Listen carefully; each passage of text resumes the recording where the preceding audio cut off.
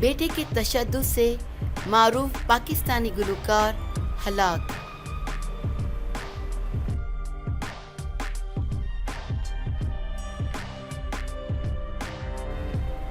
پنجاب کے شہر میاں والی میں بیٹے کے ہاتھوں تیز دھار آلے کے وار سے زخمی ہونے والے مقامی لوک گلوکار اکرم اللہ ہلاک ہو گئے۔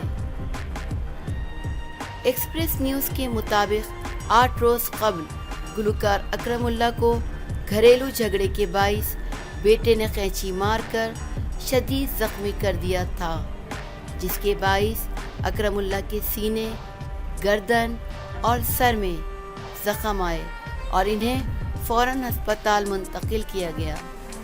بعد ازاں اکرم اللہ کو راولپنڈی کے ہسپتال منتقل کر دیا گیا۔ گلوکار اکرم اللہ 8 روز بعد زخموں کی تاب نہ لاتے ہوئے راولپنڈی ہسپتال میں دم توڑ گئے۔ اکرم اللہ گلوکار کے ساتھ اسکول ٹیچر بھی تھے۔